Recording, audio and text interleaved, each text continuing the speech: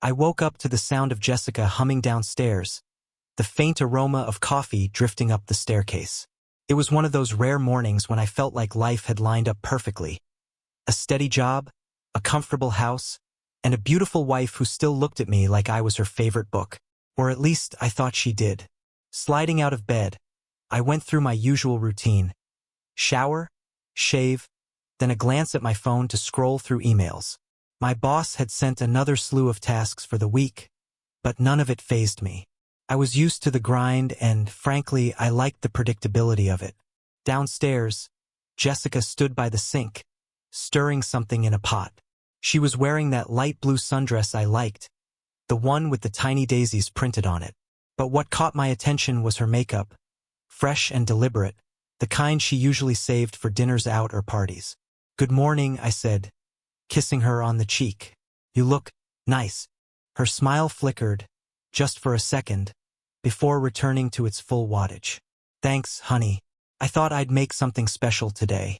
I glanced at the table, set with a floral arrangement and folded napkins. "For breakfast?" She laughed lightly, brushing a strand of hair behind her ear. "No, I just felt like sprucing things up. The kitchen's been feeling a little dull lately." It was an odd thing to say, but I didn't think much of it. Jessica had always been particular about our home, from the throw pillows on the couch to the color of the drapes. "By the way," she added, her voice suddenly brighter, "Tony's coming by today to fix the kitchen sink." "Tony?" I repeated, sitting down to sip my coffee. "The plumber. Remember? I told you the faucet's been leaking, and it's getting worse. You met him last time he came to fix the shower." I vaguely remembered a short, stocky guy with a thick New Jersey accent. He seemed friendly enough, though maybe a little too friendly, cracking jokes about how men never notice when things break around the house. "Right," I said. "What time is he coming?" "Around noon," she said, her gaze darting toward the clock on the wall. "Don't worry, I'll handle it. You've got work." Her tone was casual, but something about the way she smoothed her dress felt off. For a second, I wondered if I was imagining things. Lately, she'd been spending more time on her phone, sometimes smiling at texts she didn't share with me. Then there were the new yoga classes and the perfume I didn't recognize. But I shook the thoughts away. Jessica wasn't the type. "I'll see you tonight," then I said, grabbing my laptop bag. She kissed me on the cheek, lingering just a second longer than usual. "Have a good day." The day passed in its usual blur of meetings and emails, but Jessica's odd behavior lingered in the back of my mind. Around 11:30, I got a text from her. "Tony just got here. Hopefully it won't take too long." I stared at the message for a moment, then shrugged it off. I trusted her, and I certainly didn't have time to second-guess a simple repair job. At 1 o'clock, my team lead announced that our big client meeting had been canceled. I was unexpectedly free for the afternoon. The thought of heading home early crossed my mind, but then an idea struck me. I'd pick up lunch from Jessica's favorite spot, the Blue Heron Cafe, and surprise her. Maybe this could be a way to break the monotony we'd both been feeling lately. I grabbed a couple of their signature turkey wraps and a slice of key lime pie, then drove home.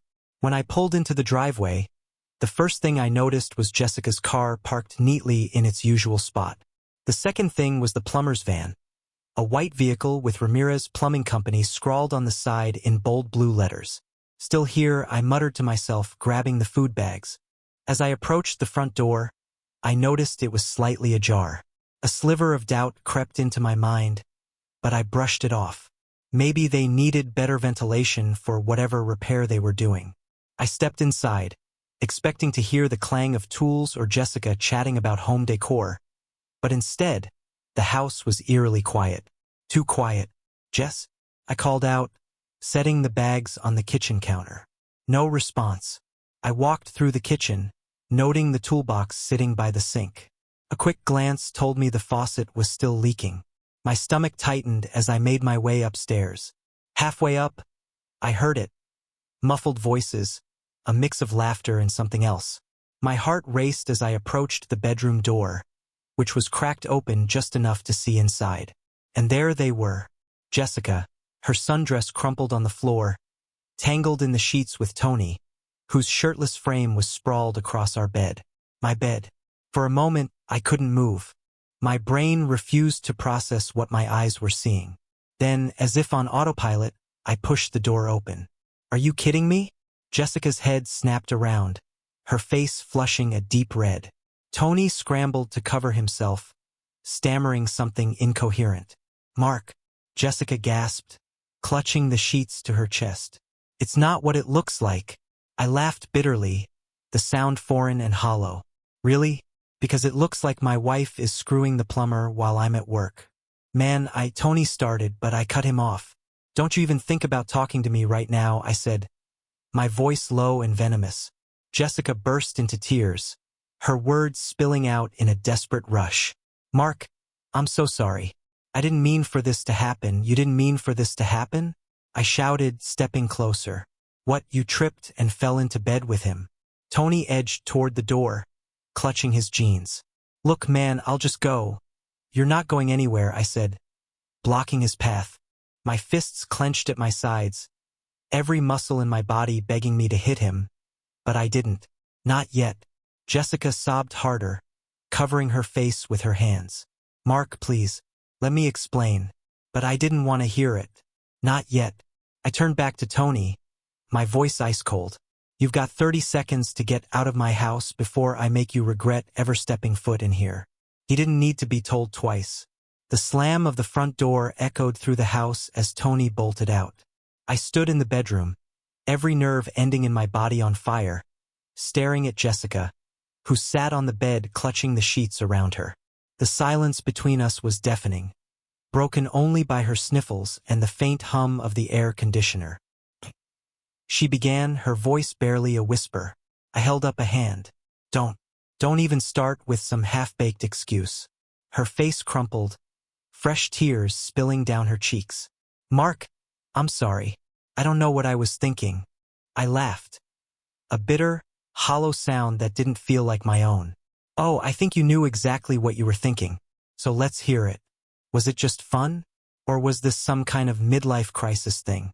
"It's not like that," she said, her voice cracking. "Then what is it like?" "Jessica?" I snapped, pacing the room. "You invited him here. You planned this. What part of that wasn't deliberate?" She opened her mouth, then closed it, like a fish gasping for air. For the first time, I noticed the details. The messy sheets, her discarded sundress on the floor, the faint scent of her perfume mixed with sweat. It made me sick. "How long?" I asked, my voice low but steady. "What? How long?" Each word was like a knife slicing through the air. She flinched, her hands tightening around the sheets.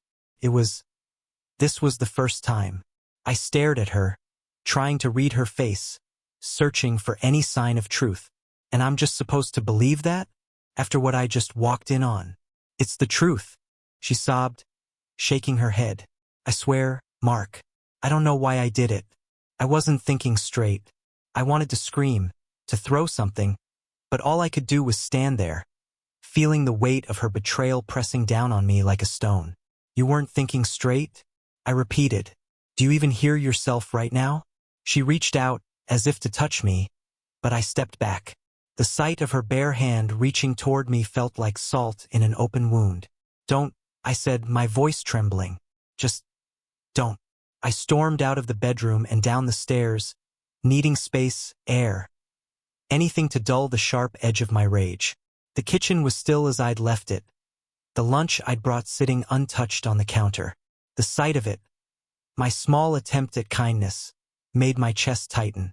Jessica followed me, still clutching the sheet around her. "Mark, please," she pleaded. "We need to talk about this." I spun around to face her. "Talk about what?" "How you decided our marriage wasn't enough for you. How you thought screwing the plumber in our bed was a good idea."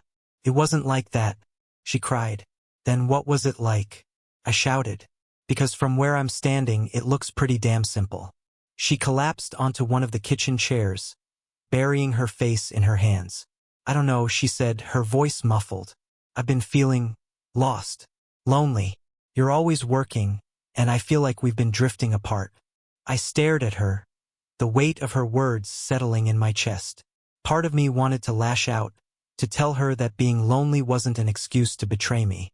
But another part of me, a quieter, more painful part, wondered if she was right.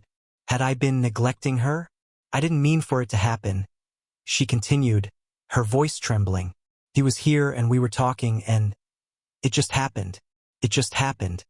I repeated, the bitterness in my voice cutting through the air. That's the best you've got? It just happened?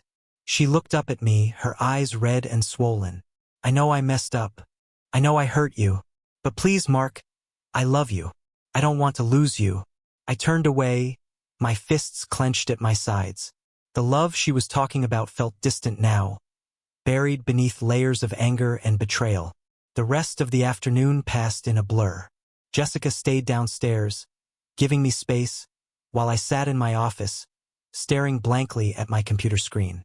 Every time I closed my eyes, I saw them together. The image seared into my brain like a brand. By evening, the house was eerily quiet. I emerged from my office, half expecting Jessica to be gone. But she was sitting in the living room, staring at her hands. I ordered dinner, she said softly, as if that would somehow fix things. I didn't respond. Instead, I grabbed my car keys and headed for the door. Where are you going? She asked, panic creeping into her voice. Out, I said without looking back. Mark, please don't. The door slammed shut behind me. I drove aimlessly for a while, the city lights blurring past. I ended up at a dive bar on the outskirts of town, a place I hadn't been to in years. The bartender didn't ask questions, just slid a whiskey neat across the counter. As I sat there, the weight of the day finally hit me. Jessica's words echoed in my head. Asterisk, we've been drifting apart. I've been lonely. Asterisk, was she right? Had I been so caught up in work, in maintaining our comfortable life, that I'd failed to see her slipping away? But no matter how much I turned it over in my mind, I couldn't find a way to excuse what she'd done. There were 1,000 ways she could have reached out, 1,000 ways we could have fixed things together. And instead, she chose him. By the time I got home, it was past midnight. The house was dark, and Jessica was asleep on the couch, still wrapped in the sheet from earlier. I stood there for a moment watching her. She looked so small, so fragile, like a shadow of the woman I thought I knew. I didn't wake her. Instead, I went upstairs, shut the bedroom door, and lay on the untouched side of the bed, staring at the ceiling. Sleep didn't come easily that night. When it did, it was restless and full of fractured dreams. Tomorrow I'd have to decide what came next. The morning sun poured through the blinds, cutting across the bedroom in harsh, golden streaks. I hadn't slept much, and when I finally dragged myself out of bed, the events of the previous day hit me like a freight train. Jessica had betrayed me. The person I had trusted the most had shattered that trust in an instant. Downstairs, the house was eerily quiet. Jessica was no longer on the couch where I'd left her. For a moment, I thought she'd left. But then I heard the faint sound of the coffee maker sputtering in the kitchen. I found her there, dressed in sweats, her face pale and drawn.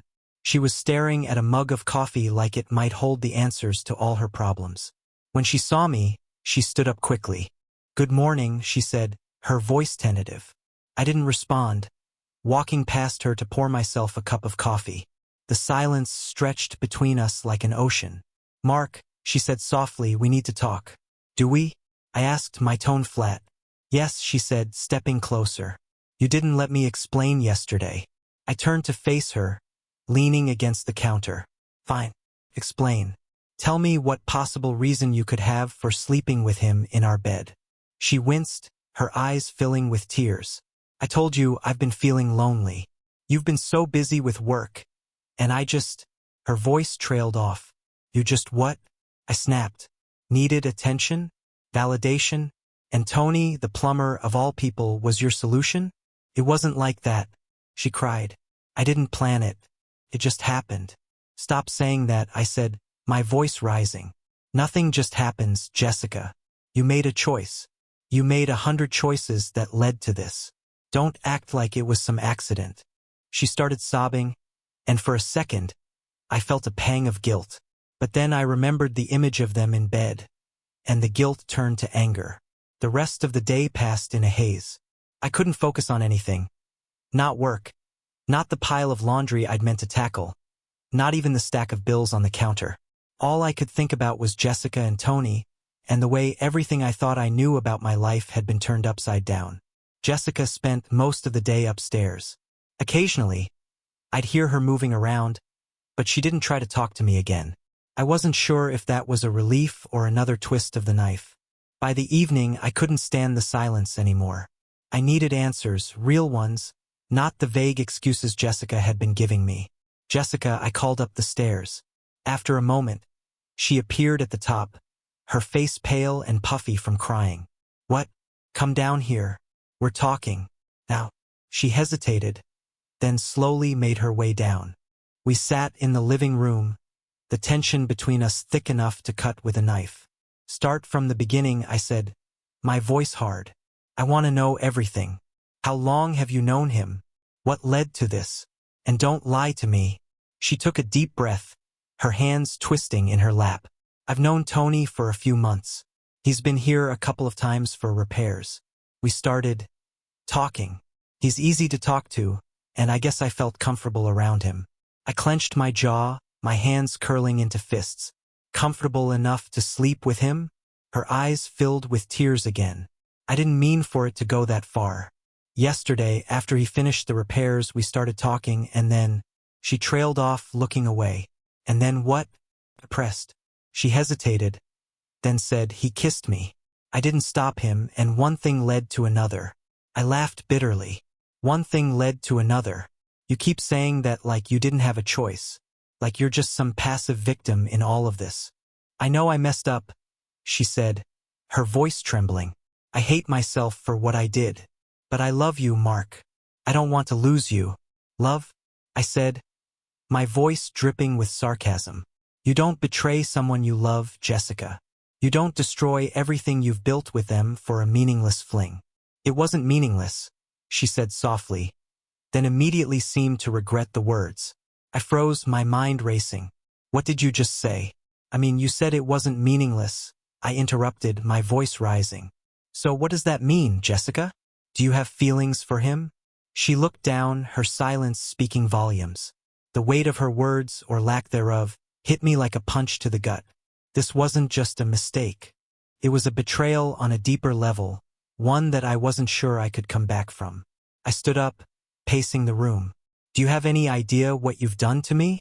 To us? I'm sorry, she whispered, her voice barely audible.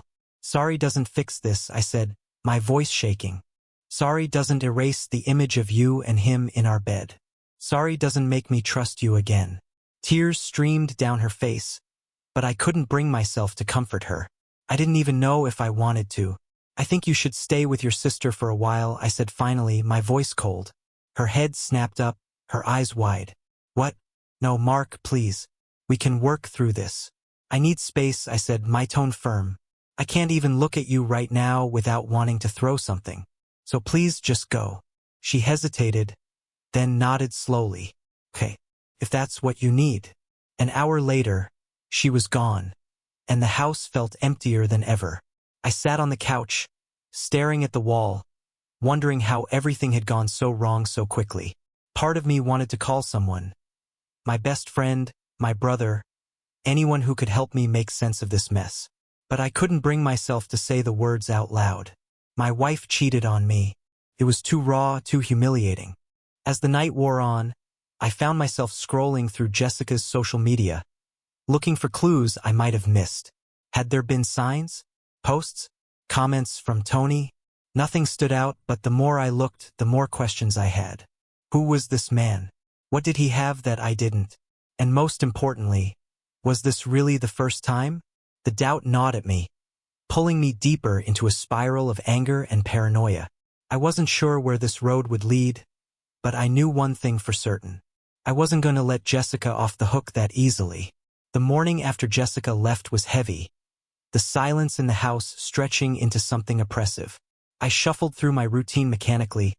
Coffee, a quick shower, staring blankly at the same email for 20 minutes before giving up entirely. The absence of her presence, her voice, her usual humming while she cleaned or cooked, was deafening. But beneath the grief, anger churned, hot and consuming. I wasn't ready to let it go. I kept thinking about her words. It wasn't meaningless. Was she lying about it being the first time? How many times had I left for work, trusting her to be here, while she was sneaking around behind my back? I needed answers. I spent the morning digging through my memories, piecing together every interaction I'd had with Tony. He'd come to the house twice before this. Once to fix the shower head, and another time for a clogged drain in the bathroom. I remembered his easy charm, the way Jessica had laughed at his jokes, but I'd thought nothing of it at the time. Had it started then? I opened my laptop and searched for Ramirez Plumbing. His business page popped up immediately, complete with a photo of him leaning casually against his van, a toothy grin on his face. My jaw tightened. I scrolled through the reviews. Most were glowing, filled with words like professional and friendly. Friendly indeed. Then I noticed something. One of the reviews mentioned a second location. Curious, I clicked on it, leading me to another page with an address on the other side of town. The idea formed before I could stop it. I grabbed my keys and headed out, driving across town to the second location. It was a small office tucked between a laundromat and a pawn shop. Tony's van was parked out front, the same scrawled logo mocking me as I pulled into a spot across the street. For a moment, I sat there, debating whether this was a good idea. But the anger bubbling inside me overrode any sense of caution. I crossed the street, pushed the door open, and stepped inside. A young woman sat behind a cluttered desk, chewing gum and scrolling through her phone. She looked up, startled, as I walked in. Can I help you?" she asked, her tone wary. "I'm looking for Tony Ramirez," I said, my voice sharper than I intended. Her eyes flickered with hesitation. "He's not here right now. Can I take a message? Where is he?" Depressed. She shifted uncomfortably. "I'm not really supposed to. I need to talk to him. It's personal." Her gaze hardened slightly, like she was sizing me up. "Look, mister, if this is about work, I can schedule something. If it's not, then you're gonna have to wait until he's back." Before I could respond, the door behind her opened, and there he was. Tony froze when he saw me, his expression shifting from surprise to something else. "Unease, maybe." "Mark," he said, his voice cautious. "What are you doing here?" The gum-chewing receptionist glanced between us, her eyebrows rising. "Out," Tony said to her, his tone firm. But, "Out," he repeated. She grabbed her purse and left without another word, the door clicking shut behind her. Now it was just the two of us. For a moment we stood there in silence, the tension thick enough to cut. "You've got some nerve," I said finally, my voice low. Tony sighed, running a hand through his hair. "Look, man, I know you're pissed." "Pissed?" I snapped, taking a step closer. "You slept with my wife in my house, in my bed, and you think pissed covers it?" He held up his hands defensively. "I didn't plan for any of this to happen." "Funny how everyone keeps saying that," I said bitterly. "So what? She was just another client? Some bored housewife who fell for your act?" "That's not fair," he said, his tone softening. "Fair?" I laughed, the sound bitter and sharp. "What part of this is fair, Tony? You wrecked my marriage, and now you're gonna stand there and act like you're the victim?" He looked away, his jaw tightening. "It wasn't supposed to happen like this." "Then how was it supposed to happen?" I demanded, stepping closer. "Did you think I wouldn't find out? That she'd leave me for you?" Tony's eyes snapped back to mine, and for the first time, I saw something behind his bravado: regret. "She's not leaving you," he said quietly. "She loves you, man. I don't know why we—" He trailed off, shaking his head. "You don't know?" I said, my voice rising. "You don't know why you crossed every line, betrayed every ounce of trust. For what? A fling? A quick thrill?" Tony didn't answer. "Was it just her?" Depressed. "Or do you make a habit of screwing around with your clients?" His expression darkened. "Watch it, Mark." "Or what?" I snapped, stepping into his space. "You're going to hit me? Go ahead. It'll be the first honest thing you've done." For a moment it looked like he might take the bait. His fists clenched, his jaw tight, but then he stepped back, deflating. "I'm sorry," he said finally, his voice barely audible. The words hung in the air, hollow and meaningless. "You don't get to be sorry," I said, my voice cold. "Not after what you did." I turned and walked out, slamming the door behind me. The drive home was a blur, my mind racing with everything Tony had said, and hadn't said. "She loves you, man." The words stuck with me, twisting in my gut. If she loved me, why had she done it? Was I supposed to believe it was just a mistake? A lapse in judgment? Or was there something deeper? Something broken between us that I hadn't seen? I pulled into the driveway and sat there for a long time, staring at the house that no longer felt like a home. When I finally went inside, the silence greeted me like an old friend. Jessica was still at her sister's, and the emptiness of the house weighed heavily on me. I poured myself a drink and sat on the couch, staring at the photos on the mantel. Our wedding day, vacations, birthdays, all the moments that had once seemed perfect, now tainted by the shadow of her betrayal. For the first time since this started, I let myself cry. I woke up to the sound of my phone buzzing on the coffee table. My head throbbed from last night's whiskey, the glass still sitting half full beside me. The clock on the wall said 7:45 a.m., and for a second, I forgot everything. I reached for the phone, squinting at the screen. It was Jessica. I let it ring. When it stopped, the silence felt heavier than the buzzing had been. Moments later, it started again. I stared at the phone for a long time before finally picking it up. "What?" I said, my voice gruff. "Mark, please," she said. Her voice was soft, but I could hear the desperation beneath it. "Can we talk?" I didn't respond immediately. Instead, I stared out the window at the empty street, watching the sunlight crawl across the pavement. "Mark, are you there?" "I'm here," I said flatly. "Can I come home, please?" The question hit me like a punch. Home. What did that even mean anymore? The house might still have her clothes in the closet, her pictures on the wall, but it didn't feel like home with her gone. And it wouldn't feel like home with her here either. Not now. "I don't think that's a good idea," I said finally. "Mark, I'm sorry," she said, her voice cracking.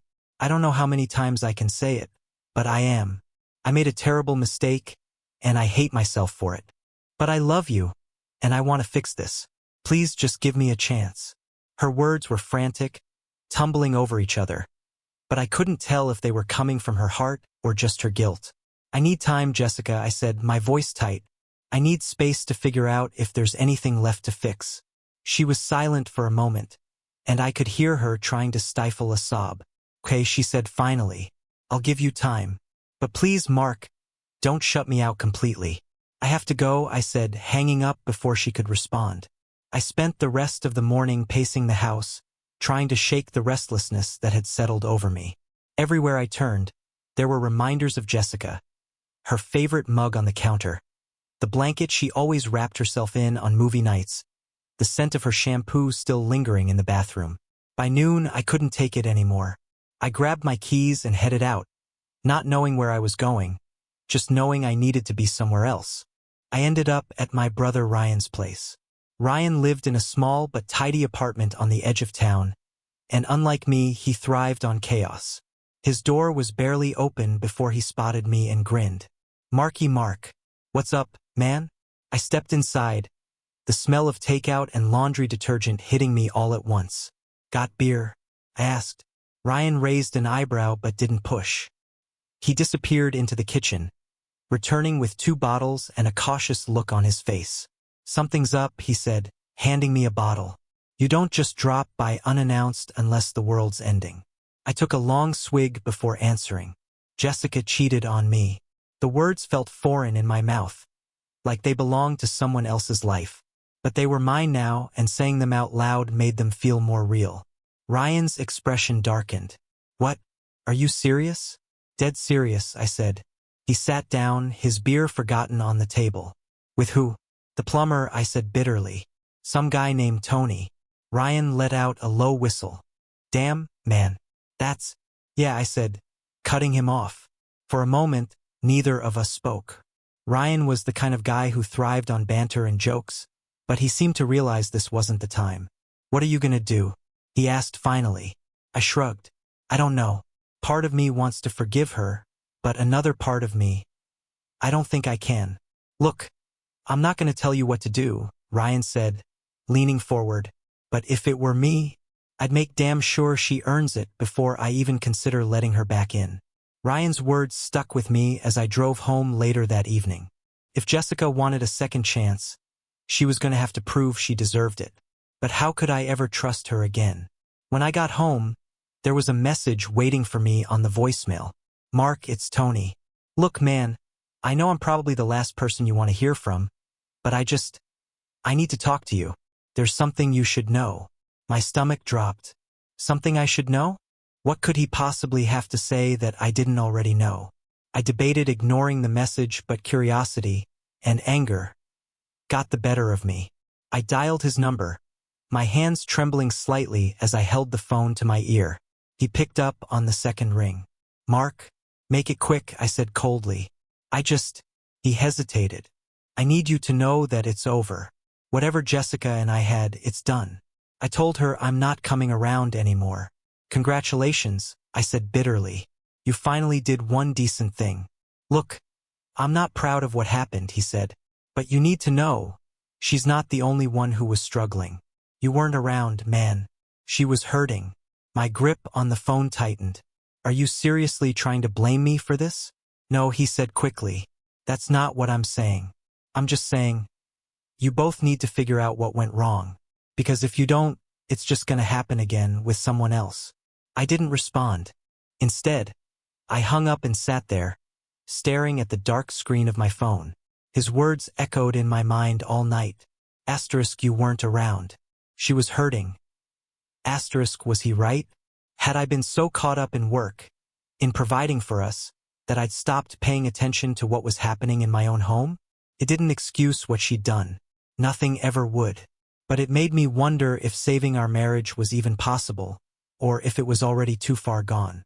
The next morning, I woke up with a clarity I hadn't felt in days. Tony's words had been gnawing at me, as much as I hated to admit it. Maybe I hadn't been around enough. Maybe Jessica had been hurting. But even if that was true, it didn't change the fact that she'd betrayed me in the worst possible way. This was my life now, split into two parts. Before her betrayal and after. And I had to decide if there was anything worth salvaging. Jessica came by that afternoon. She texted me first, asking if she could stop by to pick up some clothes. I agreed, but only because I wanted to see her, to gauge whether her remorse was real or just guilt trying to save face. When she walked through the door, she looked small, like a version of herself I didn't recognize. Gone was the confident, vibrant woman I'd married. Instead, she was quiet, her eyes downcast as she stood awkwardly in the entryway. "Hi," she said softly. "Your stuff's upstairs," I said, crossing my arms. She nodded, starting toward the staircase, but then stopped and turned back to me. "Mark, can we talk? Please?" I hesitated, my gut telling me to shut her down, but curiosity, and maybe a sliver of hope, got the better of me.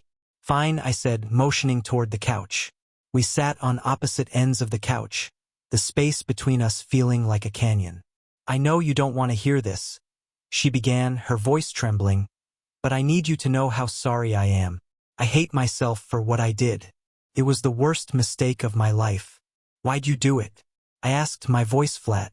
She looked down at her hands, her fingers twisting nervously. "I felt alone," she said finally. "You were always working, always busy, and I started to feel invisible. And then Tony came around and he made me feel seen." "Seen," I repeated bitterly. "So you decided the best way to deal with that was to sleep with him?" Her face crumpled, tears spilling down her cheeks. "I'm not excusing it. I know I was wrong. But I need you to know it wasn't about you, Mark. It wasn't because you weren't good enough. It was because I wasn't strong enough." Her words hit me like a gut punch.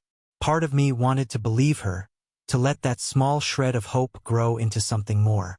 But the other part of me, the part still reeling from her betrayal, couldn't let go of the anger.